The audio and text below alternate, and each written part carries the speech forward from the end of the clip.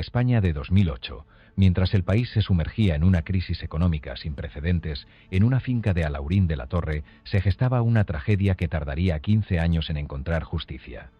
La muerte de Lucía Garrido no fue solo un crimen, fue el descubrimiento de una red de corrupción que salpicó a las más altas esferas de la Guardia Civil y que demostró que, a veces, el mayor enemigo de la justicia no son los criminales, sino quienes tienen el deber de protegerla.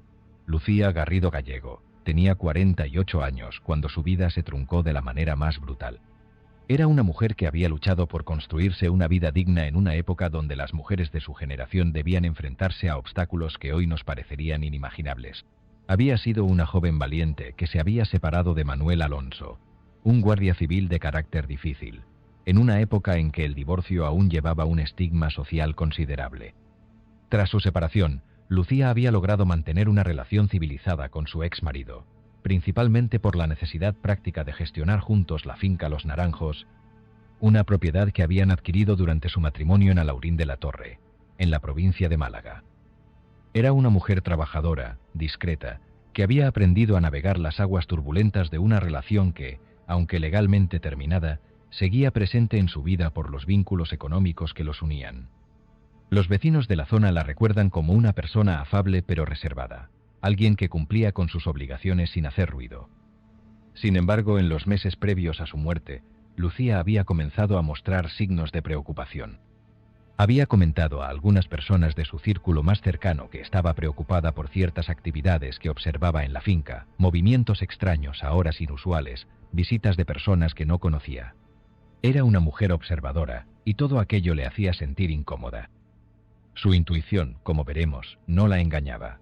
Lucía Garrido había comenzado a ser testigo involuntario de actividades que iban mucho más allá de los problemas domésticos de una expareja. Sin saberlo, se había convertido en un obstáculo para intereses mucho más oscuros y poderosos de lo que ella podría haber imaginado jamás. La mañana del 30 de abril de 2008 comenzó como cualquier otra mañana en la finca Los Naranjos. Nada hacía presagiar que ese día se convertiría en el inicio de uno de los casos más complejos y controvertidos de la historia criminal reciente de Andalucía. Lucía había pasado la noche en la finca, como solía hacer de vez en cuando para supervisar la propiedad y realizar tareas de mantenimiento. Era una rutina que había establecido desde su separación, mantener un ojo vigilante sobre una inversión que representaba una parte importante de su patrimonio. Fue Manuel Alonso quien encontró el cuerpo de su ex esposa flotando en la piscina de la propiedad.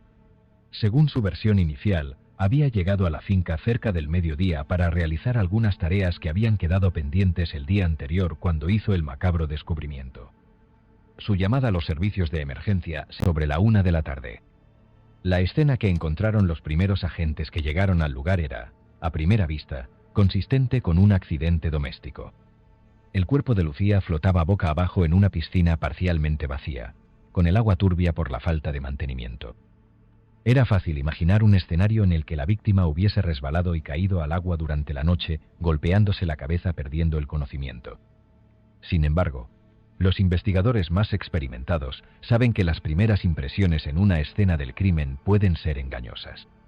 El estado de la piscina, las condiciones meteorológicas de la noche anterior, la posición del cuerpo, todo debía ser analizado con meticulosidad científica antes de llegar a cualquier conclusión.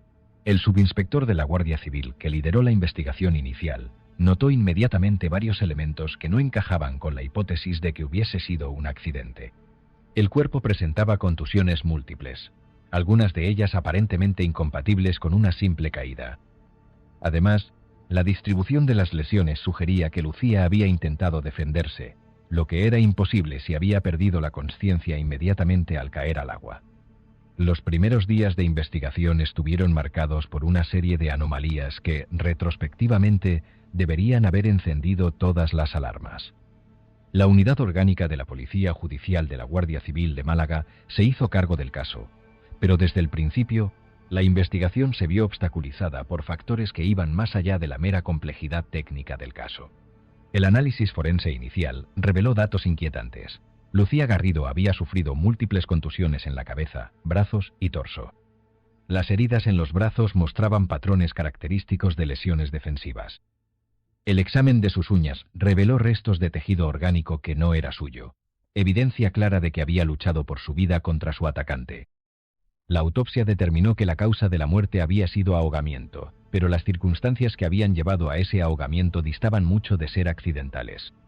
Los hematomas en el cuero cabelludo indicaban que Lucía había recibido al menos 3 golpes contundentes en la cabeza antes de terminar en el agua.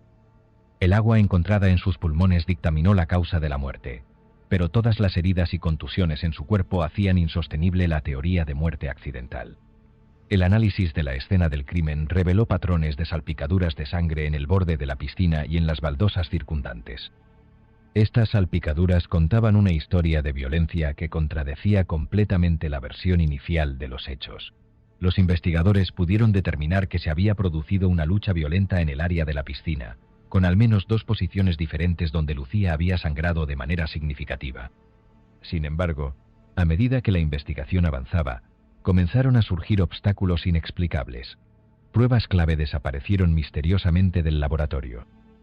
Los plazos para el análisis de ADN se alargaron de manera inusual. Declaraciones de algunas personas del entorno de Lucía, que parecían prometedoras, se desvanecían de la noche a la mañana. A pesar de los obstáculos, los investigadores más tenaces comenzaron a desentrañar una red de conexiones que iba mucho más allá de un simple crimen de violencia doméstica.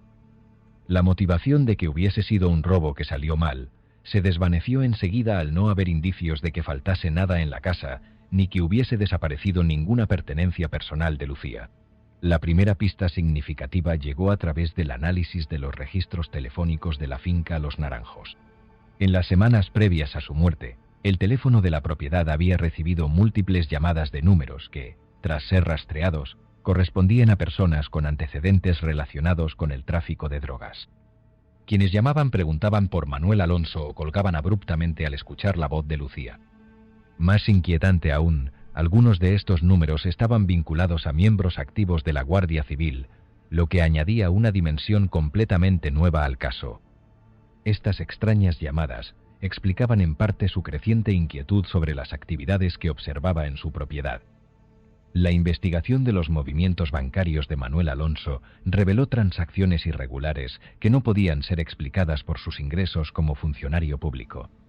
Depósitos en efectivo de cantidades significativas aparecían en sus cuentas sin una fuente de ingresos legítima identificable. Cuando se le preguntó al respecto, Alonso proporcionó explicaciones vagas sobre negocios inmobiliarios que no pudieron ser verificadas.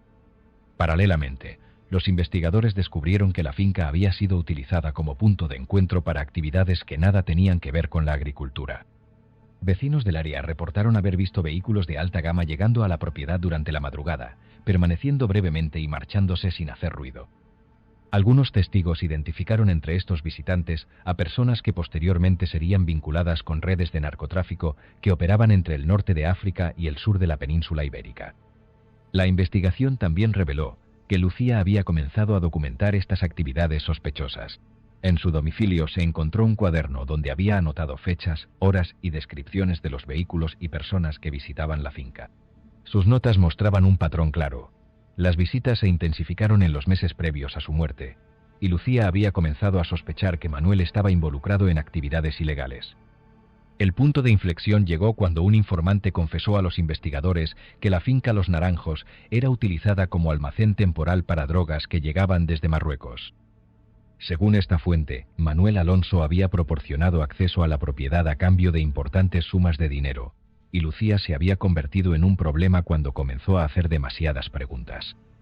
La investigación comenzó a centrarse en un grupo de personas cuyas vidas se habían entrelazado de manera siniestra en torno a la finca Los Naranjos. Manuel Alonso, como exmarido de la víctima y copropietario de la finca, era el sospechoso principal, pero la complejidad del caso pronto reveló que los responsables de la muerte de Lucía formaban parte de una red mucho más amplia. Manuel Alonso Pérez, de 52 años en el momento del crimen, era un guardia civil con más de 20 años de servicio que se había construido una reputación de eficiencia profesional que ocultaba actividades mucho menos honorables. Sus compañeros lo describían como un hombre reservado, meticuloso, que rara vez socializaba fuera del horario de trabajo. Sin embargo, su estilo de vida había comenzado a mostrar signos claramente incompatibles con los supuestos ingresos y sueldo de un agente de la ley. La investigación reveló que Alonso había establecido contactos con José Antonio Muñoz, un individuo con antecedentes penales relacionados con el tráfico de drogas que operaba principalmente en la costa mediterránea. Muñoz, conocido en los círculos criminales como el Sevillano, había sido arrestado en varias ocasiones pero nunca había sido condenado debido a la falta de evidencias suficientes, una circunstancia que ahora cobraba un significado siniestro. El tercer miembro de este triángulo criminal era Antonio Jesús Varo, otro exguardia civil que había sido expulsado del cuerpo por irregularidades administrativas. Varo había mantenido sus contactos dentro de la institución y utilizaba estos contactos para obtener información privilegiada sobre operaciones policiales y redadas antidrogas que posteriormente vendía a organizaciones criminales. La investigación reveló que estos tres hombres habían formado una sociedad criminal que aprovechaba la posición de Alonso dentro de la Guardia Civil para facilitar el tráfico de drogas en la región. La finca Los Naranjos servía como punto de almacenamiento temporal y lugar de encuentro, aprovechando su ubicación apartada y el hecho de que era propiedad de un miembro de las fuerzas del orden. Lucía Garrido se había convertido en un obstáculo para ellos, cuando comenzó a documentar las actividades que observaba en la finca. Sus anotaciones, que los investigadores pudieron encontrar, mostraban que había identificado a varios de los visitantes habituales de la finca y había comenzado a conectar estos encuentros con artículos periodísticos sobre actividades de narcotráfico en la región. El caso se complicó aún más cuando se descubrió que algunos de los investigadores inicialmente asignados al caso de Lucía tenían conexiones personales con los sospechosos. Estas conexiones no eran necesariamente criminales, pero habían creado conflictos de intereses que habían comprometido la objetividad de la investigación y la custodia de las pruebas. La Asociación Unificada de Guardias Civiles jugó un papel crucial en sacar a la luz estos problemas de corrupción interna. Fue gracias a la presión ejercida por esta organización que se decidió transferir la investigación a una unidad completamente independiente, libre de cualquier conexión con los sospechosos. Los investigadores descubrieron que la corrupción se extendía más allá del tráfico de drogas. La red había estado involucrada en el contrabando de especies protegidas, un negocio que generaba importantes beneficios con relativamente poco riesgo de detección. Animales exóticos capturados ilegalmente en África eran introducidos en España a través de rutas claramente diseñadas para no ser detectados. Esta actividad había llamado la atención de Lucía cuando comenzó a notar la presencia de animales inusuales en la finca. Sus notas incluían descripciones de pájaros raros y sonidos de animales que no reconozco, observaciones que inicialmente parecían irrelevantes pero que cobraron significado cuando se descubrió la dimensión completa de las actividades criminales de este grupo. El caso de Lucía Garrido se convirtió en un símbolo de las dificultades que enfrenta el sistema judicial cuando debe enfrentarse a casos que involucran corrupción dentro de las propias instituciones de seguridad. Durante años, la investigación avanzó a paso de tortuga, obstaculizada por la falta de cooperación, la desaparición de evidencias y la resistencia de testigos clave a colaborar con las autoridades. En 2016, 8 años después del crimen, finalmente se produjeron las primeras detenciones significativas. Manuel Alonso fue arrestado junto con 3 cómplices, incluyendo a José Antonio Muñoz y Antonio Jesús Varo. Sin embargo, el proceso judicial que siguió estuvo marcado por irregularidades que eventualmente llevaron a la anulación del primer juicio. El primer juicio, celebrado en 2019, terminó con la absolución de todos los acusados por un jurado popular que, según los expertos legales, no había recibido instrucciones adecuadas sobre la complejidad de las evidencias presentadas. La decisión causó consternación entre los familiares de Lucía y los investigadores que habían trabajado durante años para construir el caso. La absolución fue apelada por la Fiscalía, y en 2021 el Tribunal Superior de Justicia de Andalucía ordenó la repetición del juicio debido a irregularidades procedimentales. Esta decisión fue confirmada por el Tribunal Supremo después de que la defensa intentara apelar la orden de nuevo juicio. El segundo juicio, programado para 2023, se benefició de nuevas evidencias que habían surgido durante los años transcurridos desde el primer proceso. Avances en las técnicas de análisis de ADN permitieron obtener perfiles genéticos más precisos de las muestras recogidas en la escena del crimen, fortaleciendo significativamente el caso de la acusación. Sin embargo, la lucha por la justicia tuvo un protagonista silencioso cuya dedicación merece ser recordada. La hermana de Lucía Garrido, Mari Carmen, se había convertido en la voz incansable de la víctima durante todos esos años de incertidumbre. Mari Carmen nunca aceptó las primeras conclusiones que apuntaban a un accidente, y durante más de una década luchó incansablemente para que se reabriera el caso y se investigara la verdad sobre la muerte de su hermana. Fue ella quien presionó a los medios de comunicación, quien buscó nuevos testigos, quien mantuvo viva la memoria de Lucía cuando otros parecían dispuestos a olvidar. Su determinación fue fundamental para que el caso no quedara archivado definitivamente. Sin embargo, el destino cruel quiso que Mari Carmen falleciera en 2022, apenas un año antes de que se celebrase el segundo juicio que tanto había luchado por conseguir. Nunca pudo ver cumplido su sueño de justicia para su hermana, pero su trabajo había puesto en marcha una maquinaria judicial que ya no se detendría. En octubre de 2023, 15 años después de la muerte de Lucía Garrido, un nuevo jurado encontró culpables a Manuel Alonso y José Antonio Muñoz de asesinato en primer grado. Antonio Jesús Varo fue condenado por complicidad y obstrucción a la justicia. Las sentencias reflejaron la gravedad de los crímenes. Alonso recibió una condena de 25 años de prisión, mientras que Muñoz fue sentenciado a 22 años. El veredicto se basó en una combinación de evidencias físicas, testimonios y análisis financieros que pintaron un cuadro convincente de premeditación y conspiración. El jurado aceptó la teoría de la Fiscalía de que Lucía había sido asesinada porque su conocimiento de las actividades criminales en la finca representaba una amenaza para los delincuentes. La condena de Alonso fue particularmente significativa porque representó uno de los pocos casos en la historia reciente de España donde un miembro activo de las fuerzas de seguridad había sido condenado por un crimen tan grave. El caso estableció precedentes importantes sobre cómo el sistema judicial debe manejar casos sobre corrupción policial. Sin embargo, para los familiares de Lucía, la justicia llegó demasiado tarde para proporcionar el consuelo que habían buscado durante tantos años.